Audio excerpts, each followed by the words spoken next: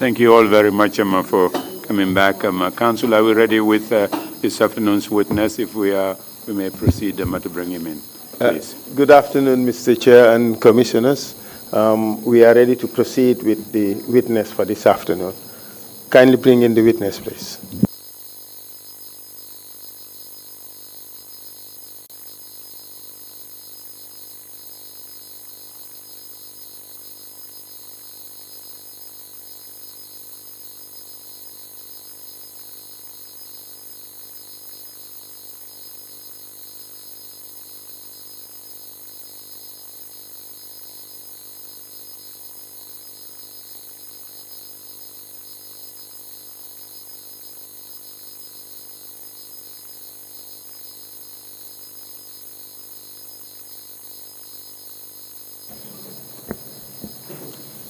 I, Pa Usman Sane, I, Pa Usman Sane, do swear that I'll speak the truth, I'll speak the truth, the whole truth, and nothing but the and truth. nothing but the truth. So help me God. So help me God. Thank you.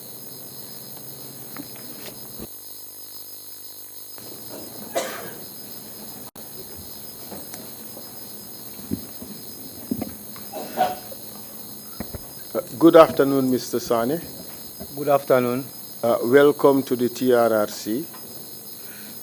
We have met before. Obviously, you know my name, Esa Fall. I'm the lead counsel. My role would be to question you, to lead you in your testimony before the commissioners. During our previous meetings, you had been warned about your rights and obligations as you appear before the TRRC. Could you confirm that? That's true. You had been warned or informed that you had a right to remain silent. You had a right not to incriminate yourself when you testify. Could you confirm whether you have been so informed? Solely. You have also been warned that as you appear before the TRRC, you have an obligation to speak the truth. It is an offense to lie before the commission. You also have an obligation to answer questions you are asked. Could you confirm that you have been informed about these rights also prior to your appearance? I'm informed. Thank you. Obviously, there can be a tension between your right not to incriminate yourself and your obligation to answer questions asked by the Commission. In the event that you have been compelled to answer a question which involves you having to incriminate yourself, the Commission would grant you use immunity for that particular answer. What that means is, in the event that you are compelled to incriminate yourself, that evidence you gave against yourself would not be used against you. But some other independent evidence may be gathered on the same issue to be used against you. Do you understand? Understood. I informed you earlier that you have a choice of language in which to testify. Sure. I encourage you to speak in the Mandinka language, which is your native tongue. But obviously, the choice is yours, the decision is yours. Confirm to us in which language you would wish to testify. Speaking in English. Good. While you have chosen to speak in English, I would also inform you or give you the latitude to switch to Mandinka Sometimes. or Wolof or any other language you feel comfortable to speak in.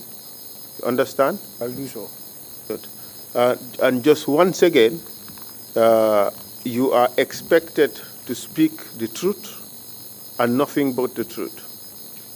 You understand? And that lying before the commission can incur serious consequences. You understand? If I ask you a question which you do not understand, please ask me to repeat the question or to clarify it so that you can understand it. Okay? I'll copy it. Good. Are you ready to proceed? Please draw the microphone closer to you, and when you speak, speak into the microphone so that we can hear you. Also, allow for 3 seconds between our speeches so that our speeches would not overlap. Sure. Understood? I'll copy it. Are you ready to begin? Yes. Thank you. And what are your full names, please? I am Pa Usman Sane. What is your date and place of birth? I was born 03 March 1972. That is 3rd March 1972 1972. Where were you born? in Katong village. Allow for 3 seconds Sorry, yeah. between our speeches, right? And you were born in Katong. Tell us your educational background, where you went to school. I started education in St. Martin Primary School Where is that? in Katong. Proceed, please. Then I proceed to Gunjur Secondary School, where I graduated. And which year did you complete Gunjur Secondary? That was in 1990. Please allow for 3 seconds Sorry, between sorry. our speeches. And what did you do upon completion of secondary school in Gunjur? I went to the Army Training School. I joined the Army Selection Board. The Gambia National Army. Yeah. Which year? In 1990, Which intake? 15 intake. 15th intake. Do you recall when you completed your training? Yeah, we started our training in January, 27 January, 1991. Okay. Briefly tell us about your progression and deployments in the Army, including the trainings that you have done. From my recruit training, I served for 4 months in the recruit training. Then I was transferred to 1 infantry battalion. That was in 1991. Where is 1 infantry battalion? That is Yundum Barracks. Proceed. I was there until 1992, where the NATAD came. Nigerian Army Training Team came.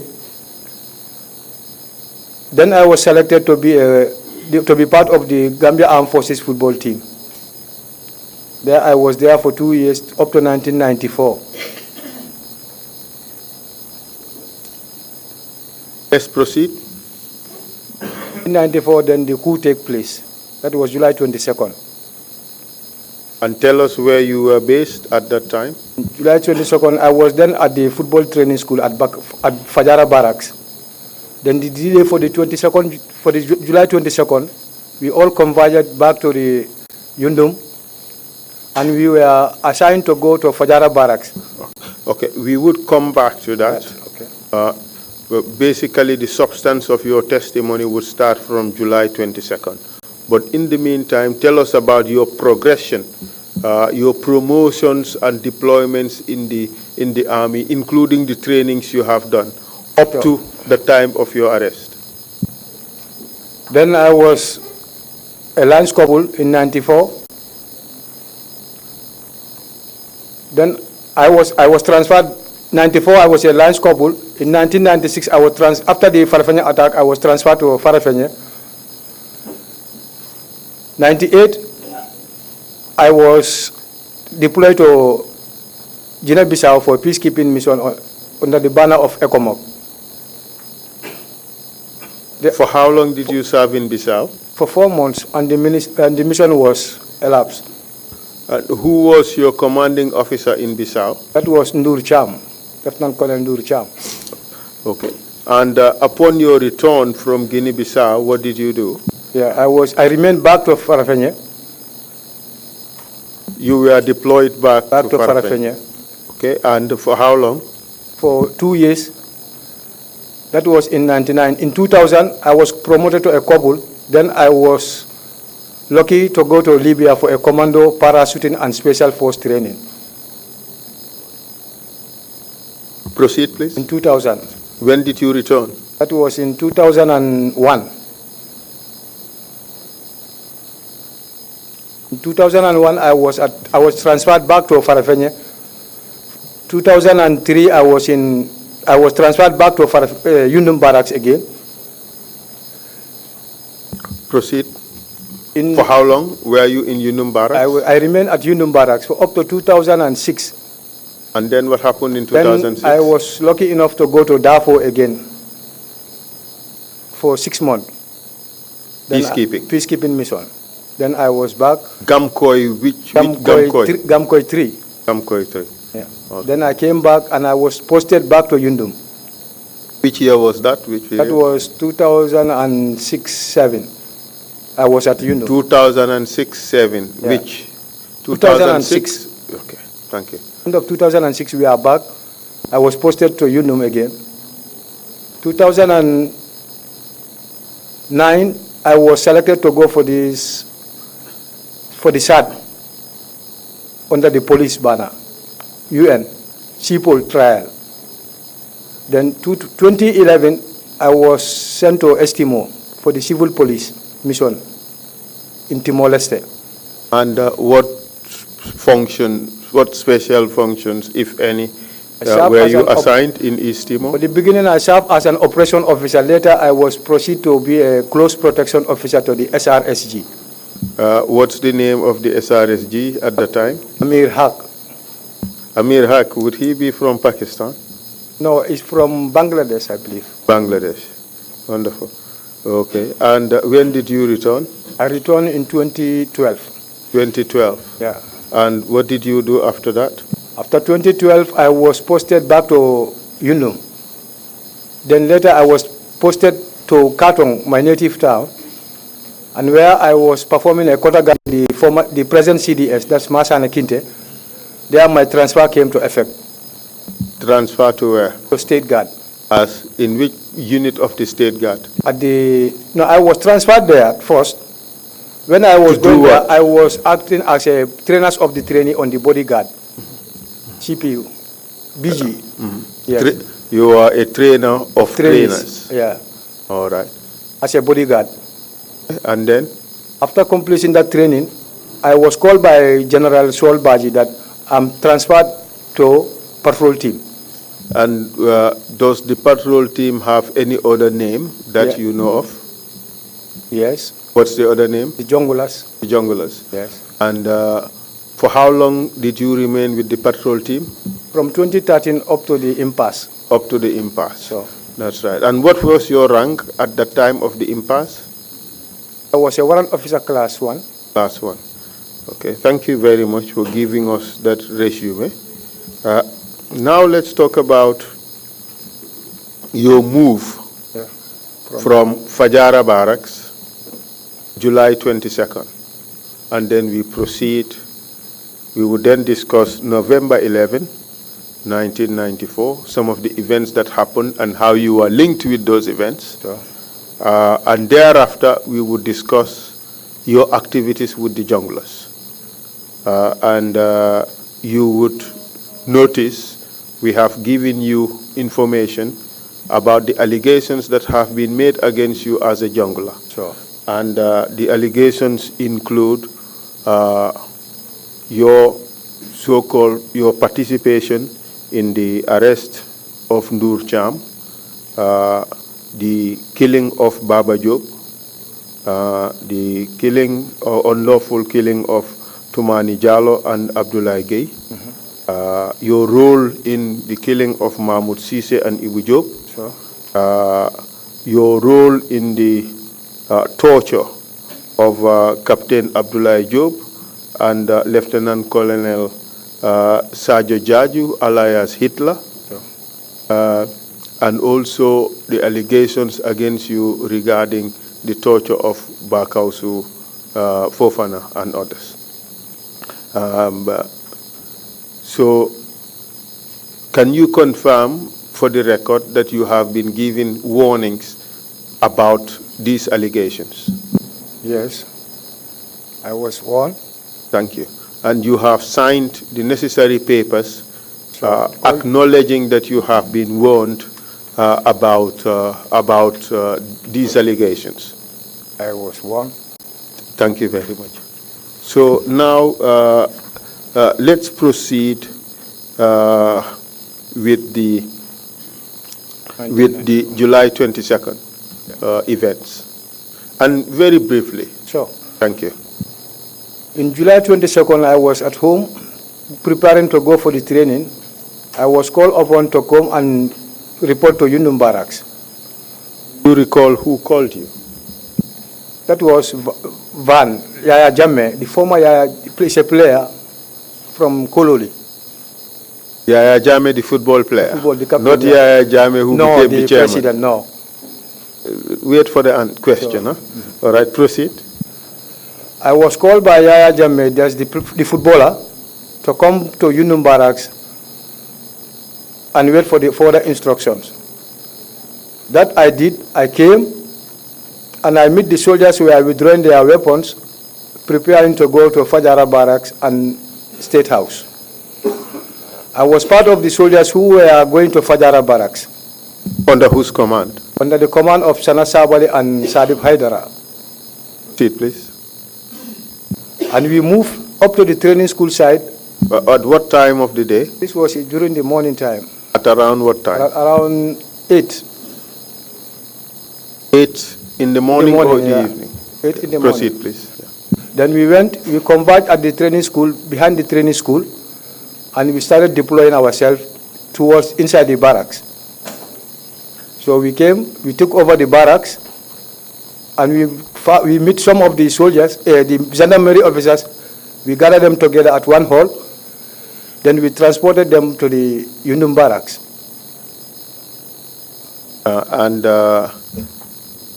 What was the result of your activities on that day?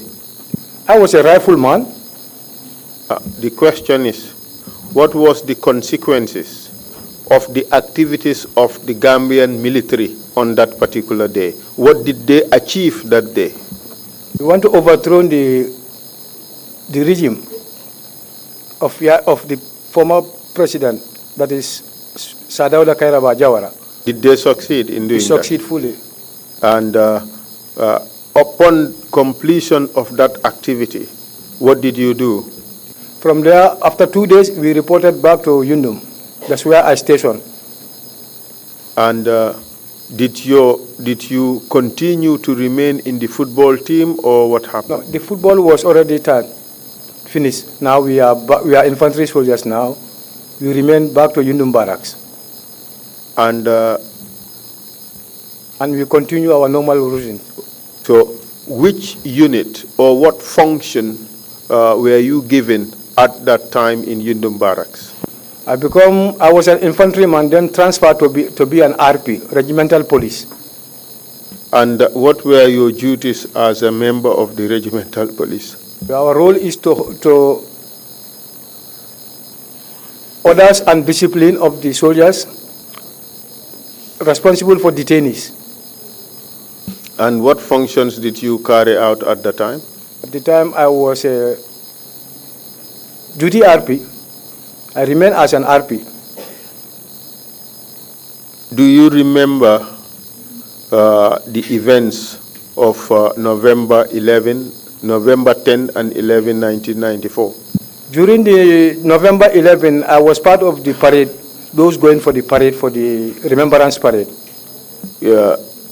You're referring to the Remembrance Day parade? Yeah, that was the 11th November. That's right. And you are to be part of the parade. That's right. Yeah, as an RP, okay. The refrain of the Disquindis. Where did you spend the night? I spent the night 10 November. I spent the night at home. I was having a motorbike. Early in the morning, I came. And for this period, where was home for you? That was in Talinding. Talinding, that's where you lived at the time? Yeah, in Talinding. All right. Proceed, please. From there, I went to barracks with a motorbike. I found that the barracks was taken over by the State Guard personnel. Then I paved my way through the back gate to enter, and I came straight to the guard room. There I asked for my reliever, that was Buba Jamek, Alliance Kanilai, they call him. Kanilai, I took over the duties from him, and later I found that there are detainees in the cells. Do you recall who these detainees were? Those are Nyankabari. What was his rank? He was a warrant officer, Okay. class 2. What was his first name? Nyankabari. What was his first name? No, the first name I cannot remember that. What was his surname? It's Nyang Kabari. So his first name is Kabare. Nyang Kabari, yeah. Good. Proceed, please. Bakar Mane Nyancho What was his rank? was a lieutenant. Proceed. Ablaiba, Alliance Chopin. Chopin or Achopin? A Chopin. Proceed, please. Buba Jamme, lieutenant. Proceed, please. Lamin Jaju, lieutenant. Lamin? Jaju. Is it Jaju or another surname? No, not Lamin. Lamin Dabo. What was his rank? He's a lieutenant. Were there any other detainees there at the time? No. Okay. So these were the detainees you found there? Found them, yeah. You found them in the cells? Warrant officer Bakar Trawale. And Warrant Officer Bakari Tarale. Okay. Where were these detainees at the time? They are at the guard room cell, the RP cell. And who had the keys to the cell? I have the key. Who gave you the keys? The RSM gave us the key. We normally change duties.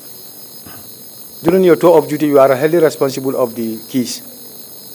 So by reason of the fact that you took over from Buba Jammeh, Anilai, you were handed over the keys. Yes. And you were therefore at that point responsible for all those detainees in the cells. That's true. Proceed, please, with your testimony. At this stage, apart from the state guard personnel you saw manning the critical positions in the barracks, did you notice anything else? No.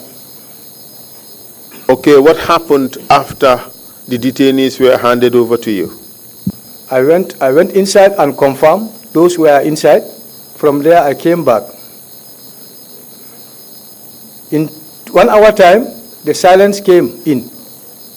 What do you mean by silence or siren? Silence. The siren? Yeah. Okay.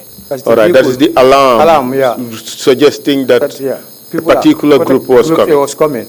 And who were members of this group? Those are the juntas. That is Sana Sabale, Haidara, Peter, Edward, and Yankuba Ture. Peter who? Peter Singate. Edward who? Singate. Sorry for that. And did they come alone or did they come with their orderlies? You mentioned these people. Yeah. Did you see all of them? Sure, I have seen them all. Mention their names again. I saw Sana Sabale, Captain Sana Sabale, Captain Yankuba Ture, Captain Edward Singate, Captain Peter Singate, Captain Sadib Haidara, with their orderlies. With their orderlies. Sure. All right. And what happened when you saw them? When they came, then there was one Provost Marshal, that is called Fraser Juf. He was a Ghanaian. And they asked him to take out those detainees from the cell. And I was called upon. And what time of the day was this? This was around 12 o'clock to 1. Midday? Midday time. Early afternoon? Yeah. Proceed, please. I opened the cell, and he was calling out names. Fraser Juf was calling out names, the Provost Marshal. They are coming out. Before Fraser Juf came to call out the names, did anything happen when the juntas arrived? No, we fallen. They called for falling. What do you mean by that? They called for fall in? That is to parade, to converge together. So they called the soldiers to converge together. Yeah. Do you know where they converged? At the flagpole. And do you know, did you go to the flagpole yourself? No, I was at the guard room. Why did you remain at the guard room? I was responsible for the detainees there. I shouldn't go there for the falling. Okay. And then what time did they arrive? What time did the juntas arrive at the camp? Around 12 to 1. From around past 12 to 1 o'clock. Okay, good. Falling was below. Everybody falling, paraded. But when you arrived in the morning, did you see the juntas there? That morning? No. You did not find them there? Yeah, I don't find them there. I found only the state guard personnel. Only the state guard personnel. That is the time when you reported to work? Work, yeah. You found only the state guard personnel securing the whole Sangas. Okay. So, but they returned around between 12 and 1 p.m. That's your testimony, right? Yes. Okay. And that is the point they called a fall-in. Sure. And tell us now what happened after that fall-in. After the fall-in, they came to the guard room. They called Fraser Juf, the Provost Marshal, to call names, those who are going to be taken up to board the vehicle. And the vehicle was paraded at the guard room, just at the guard room, a Range Rover. And when he called names, they put them inside. Who opened the cell? I opened the cell. For the soldiers to come out? Yes. Tell us which soldiers were taken out. Lieutenant Bakar Mane, alias Nyancho, Lieutenant Ablai Jallo, that's Achoping, Lamin Dabo, Lieutenant, Buba Jamme, Lieutenant,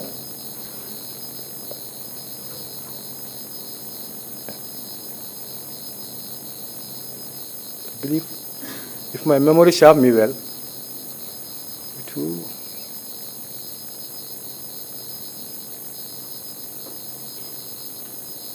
You need help? You need help, yeah. Do you know a person called Lieutenant Jibril Sey? Jibril Sey, sorry, that's my in-law. Could you say again? What's he to you? He's my in-law to me. Did you see him at that time? When he came to the guard room, we was going pointed by the state guard personnel to the guard room, and he was handed over to me. And before he entered at the cell, he gave me a check of $300 and a watch. And I placed it under the drawer of the desk. Did he say what you are to do with those? No. Then when he was going out, he told me to hand over this to his wife. That I did. Do you know his wife? That's Mbaya Demba, my sister. Well, how are you related? Same family, the same compound. You lived in the same house? The same compound, the same house. So he was also one of those who were removed from the cell? From the cell, sure. Right. And then where did they go after they left the cell? They bought the vehicle. What vehicle? It's a Range Rover. At that time, were there any Range Rovers? This was 1994. There was one Range Rover that was assigned to the military police. You mean a Land Rover? A Land Rover, yeah. Not a Range Rover. Land Rover, sorry. That's why I asked whether there were any Range Rovers at the time. Yeah. Yes. Okay. And who made them go into the Land Rover? Papu was standing. Papu who? Lieutenant Colonel Papu Gomez. What was his rank at the time? Then he was a lieutenant. Or was he No, not then he was in a warrant officer class 1. What position did he hold? No, he was an RSM. So the RSM was standing there, So, and also the provost marshal was standing there. So did they both play a role in getting these officers into the vehicle or not? They play a role. And what was the role? Papu was standing kicking some of them. What? He was kicking some of them to board the vehicle. You say he was kicking some of them? Yeah, when he was boarding the vehicle. When they were boarding the vehicle, the Range Rover. The Land Rover? The Land Rover, sorry. Okay. All right. So at this stage, these detainees, were they free? Their hands and feet, were they free? Yeah, they were free. Listen to the question. Sure. Were they restrained in any way? No, I believe their hands were cuffed. Cuffed? Yeah. Or tied? They were tied. They were cuffed. Yeah. Behind, yeah. Behind their backs? Yeah. How were they dressed? They were putting on their military trousers and their banyans. Some were naked with their pants. And do you know who ordered that these detainees were put on the truck? That was the vice president. And who was Sabali. he? Sana Sabali. So, and then what happened after they were taken car, on the vehicle? They went out of the barracks. We want to know how they were taken out of the barracks and who was in that group. The group was composition of the orderlies and the junta's members, with one Buba Jamme and Bambo Kanyi boarded the Range Rover. Bambo Kanyi, what is his first name? Bambo Kanyi. What is his first name? Alaji Bambo. Alaji Bambo Kanyi. Kanyi, yeah. Good. So, in which part of the vehicle did Kanyi go? Just behind the Land Rover, and Buba went to the front seat. To the front seat. Sure. Do you recall who was the driver? No, I cannot remember the driver actually. Was that the only vehicle that left the barracks? With the junta's members. Yes. The junta members Sure. who left together with that vehicle in which the detainees were put. Can you remind us which junta members left with them? No, it was a form of a convoy. Who was in that convoy? The Vice President, that's Sana Sabali, Captain Sadif Haidara,